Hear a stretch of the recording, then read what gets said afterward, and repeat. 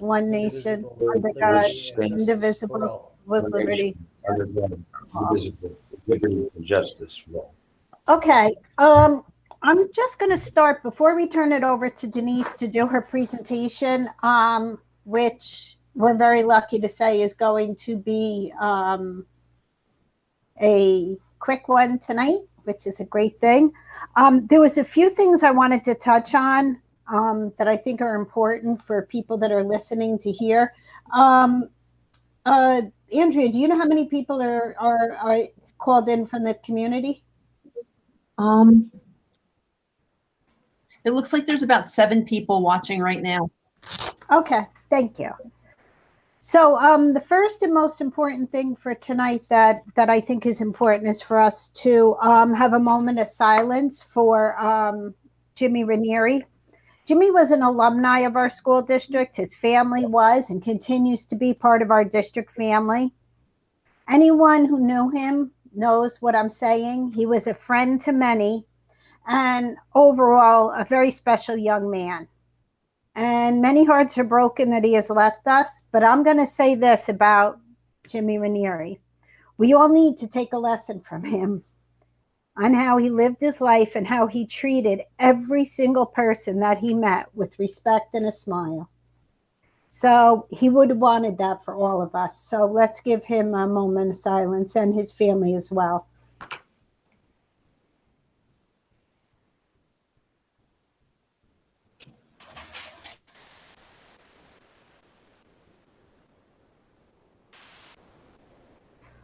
Okay, thank you, everybody. And Frank, can you please give a quick update to Mrs. Pitt that she can put in the newspaper And for us when- or put wherever she needs to on the signage donation request? I'm sorry, Ned, what?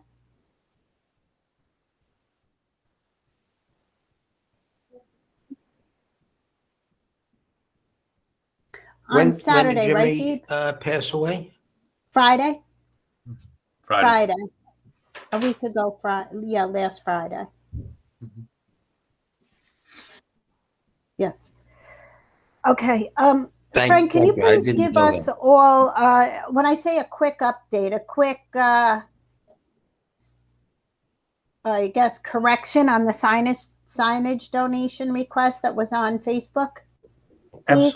Absolutely. So the district is very much aware of an alumni group that is raising money to support the district's efforts in our rebranding. As the community will remember, we authorized the changing of the Raider mascot from the Native American head, and while we haven't selected what will ultimately replace that, there is some significant changes that have to be made, and we've made some of them already and will continue to do so. But we had some outreach from an alumni group that wanted to do something to support that, and we absolutely said, feel free to do that. And we did not solicit that. I want to be very clear on that.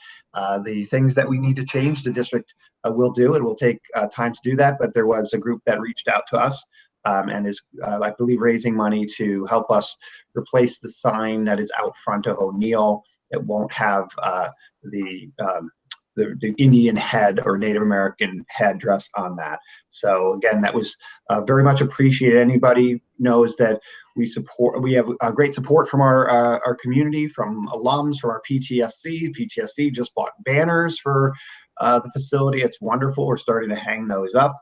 But that was not a solicited donation from that alumni group. I wanted to clear that up because a lot of people reached out to ask about that. So I think it's important. And I have around 5 minutes worth of comments, and I wrote them down so I wouldn't forget them. It's not comments. It's just some things that I want to say to clear the air and clear some misunderstandings that are out there. I feel it's really important for the community to hear this. And this way, if any of us, which we all know what this process is, but if any of us are contacted, we can answer it appropriately. So I just want to touch quickly. I'm going to look at my notes. So I'm going to touch quickly on some comments and questions received over the past few weeks. Just a lot of questions about the setup of our meeting. meetings? Okay, and why aren't we on video more? And we've answered a lot of those questions, that if there's a lot of people trying to join the call, the broadband can kick off our video, but we still stay on. I've said publicly a couple times that I do go off a video because I switch screens to look at the board agenda, so I'm following it. A lot of times I have two computers set up like I do right now, but there are times that you're not going to see me. But you can tell that I'm talking by the way it shows on the screen. So pre-COVID, the Board of Ed met on average of twice a month, except for in the month of March. One of those meetings is a business meeting, and one of those meetings is a presentation meeting. At the business meeting is where we do all our business. We do reviews, updates, approvals, review reports, and all that stuff. We have updates from our administrators, and also student updates if there's one available.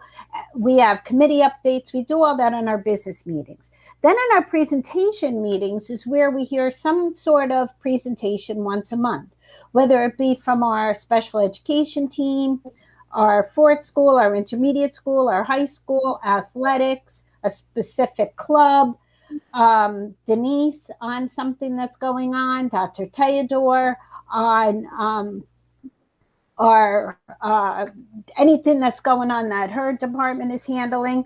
So that's really the difference between the presentation meetings and the business meetings. Now, that being said, we know during COVID, things have changed. A lot of stuff has come up on and off. And we have had to do some small business items, approve a short agenda at some of our presentation meetings.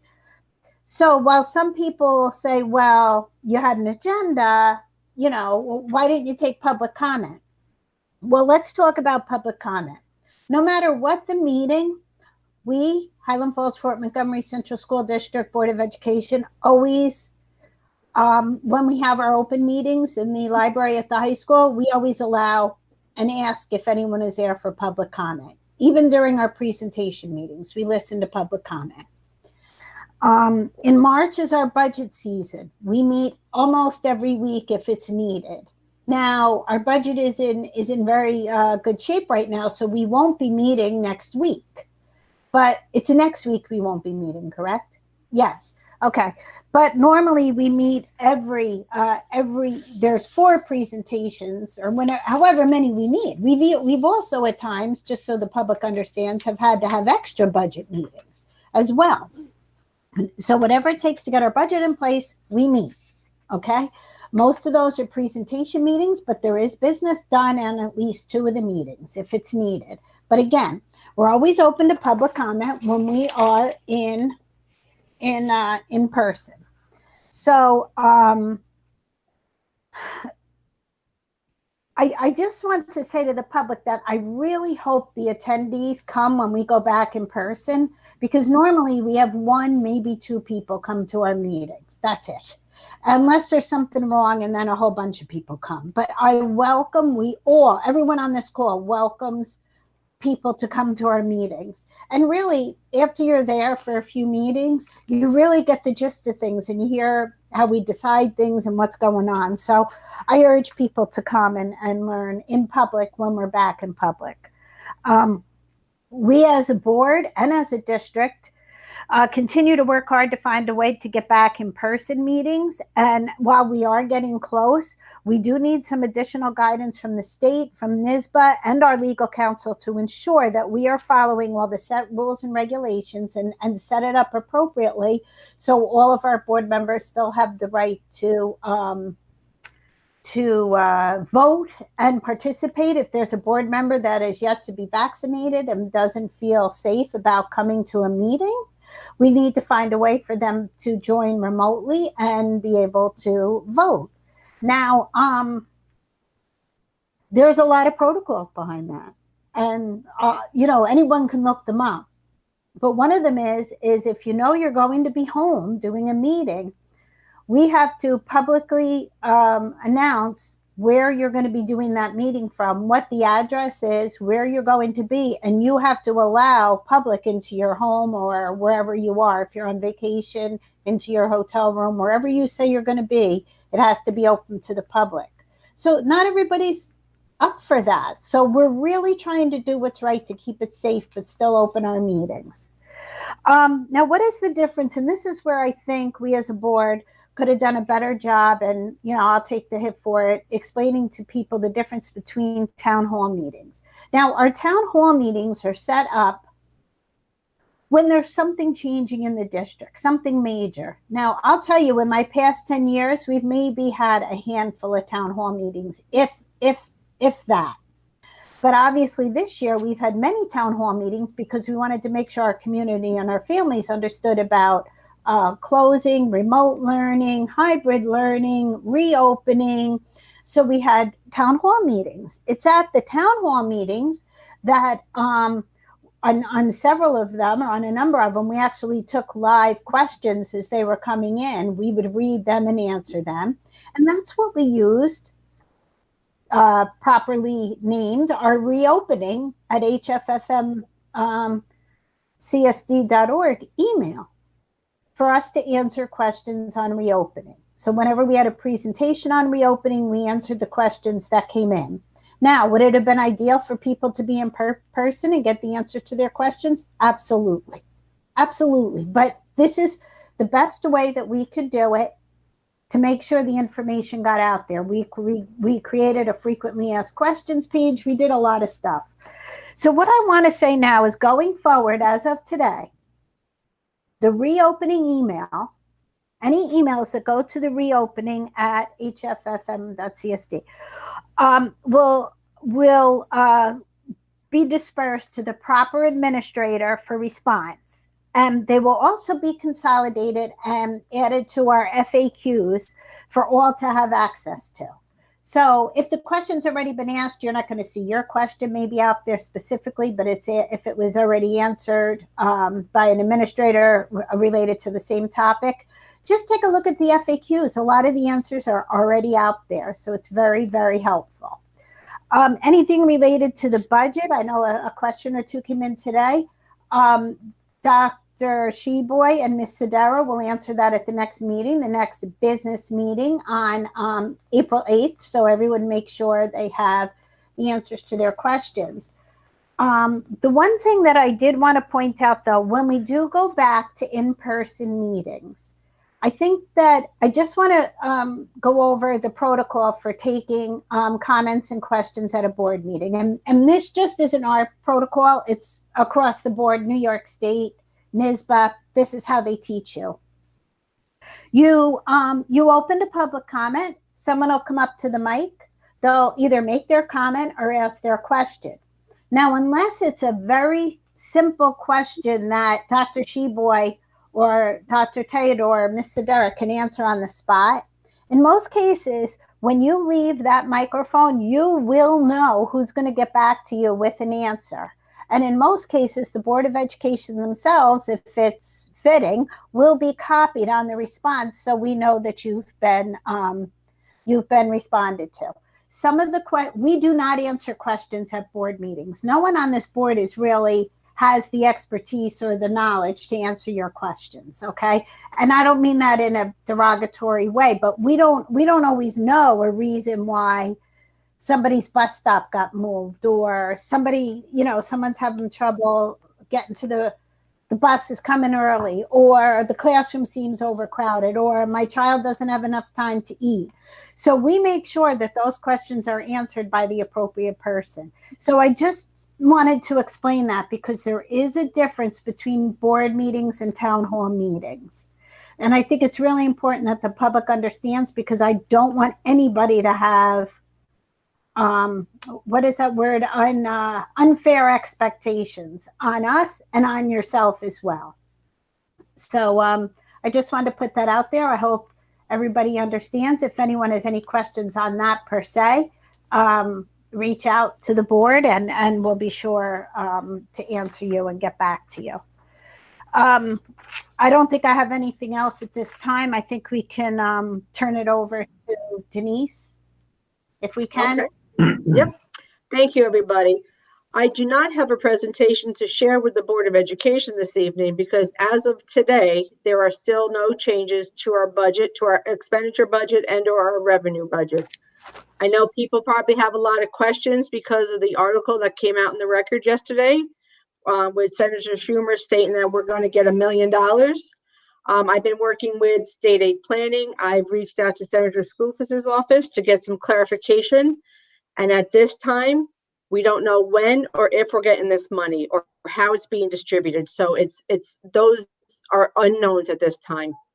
So again, at this point, as of today at 6:16, we have a balanced budget. And until we hear anything else, until a budget is approved by the governor, we may not know what's going on with that money until maybe another 2 months or so. And also, Denise, it's true. Isn't it true that at this point, they might have assumed they already gave it to us within the state budget? We have no idea what their assumptions are. And no one in any of the offices have been able to answer our questions in the past 2 days. Right. For example, if you looked at the executive budget, you'll see that COVID-19 stimulus money, there's a $900,000 earmark there for our district. That was supposedly part of the money that President Trump approved back in December. And here it is March, and we haven't heard a word on anything. So we don't know where it is or how we're getting it. Nobody has said a word. Or if maybe that's the 963 that they're talking about for us. So we cannot add that to our budget until we really know where it's coming from. And as for the disparity, if you look at the numbers, we've set meetings up again and again, and we set 2 up next week, I think, Dr. Sheboy. Dr. Sheboy and I have 2 meetings next week with senators to try to get to the bottom of it. Just so everybody knows, it's like fighting City Hall, and that school district continues. I just don't even know what they're doing with the money. I can't imagine what they could be doing with $60 million. I really don't know. I have no idea. And here we are pinching pennies to bring our kids back to school. So we'll keep on fighting. We'll keep on trying to get answers, and we'll take it from there. But again, our budget, I sent an email out. We didn't have any questions come through from the board on the budget. I think that's a reflection on Denise and her team and the administrators and everybody for the fabulous job they did coming in with all the needs that they had, along with staying within our parameters. I thank everybody for that. We will plan on adopting this budget at our April 8th meeting. If possible. We will. We have to, because if not, we'll be having another meeting. Yeah, right. I mean, there should be unless there's massive changes somewhere, there should be none. Everyone had their opportunity to ask questions. None came in. If something comes in, please send it ahead of time so we can get back to you with answers before, as I requested in the email. Go ahead, Ned. How can you adopt a budget before the state's budget is adopted when you don't know what money you're going to receive from state aid and it's a guesstimate? Well, we're adopting a spending budget. That's our budget that we're adopting. And as for the state aid, we have preliminary state aid runs. And I think, Denise, you explained that last time, if you want to touch on that again. Right, that we have the preliminary though. Correct. And we don't know when the state budget's going to get passed, and we have a deadline to adopt a budget as it is. This happens every year to us. Yeah, we do anticipate potentially both houses of the state assembly and state senate release their single house budgets that are greater than the executive, and we are hoping that there would be additional state aid. So from that perspective, I think that our budget outlook does not, it looks like it could only get better from the revenue side, but we don't have anything concrete on that. That's why I said hopefully on the 8th, but it'd be great if they pass a budget by the 1st. They do have 2 weeks to get that done. and presuming that they can get that done. I know the governor has always touted that he was always on time until he wasn't. But we're hoping that that gets done and that we'll have more firm revenue picture and outlook, and we'll go from there. And I think as of now, please correct me if I'm wrong, but the understanding from last week's budget presentation and us not having one this week is there's nothing out there that you plan at this point to add as on the expense side. No. No, the only thing we could, if we had additional Right. retirements or other reductions, could decrease, but Okay, no increases. Thank you. Okay, so any questions from the board to Denise on the budget? Okay. Hold on, please. So now, if I am correct, we're moving on to executive. Okay. Denise, do you happen to have it handy? Mine isn't.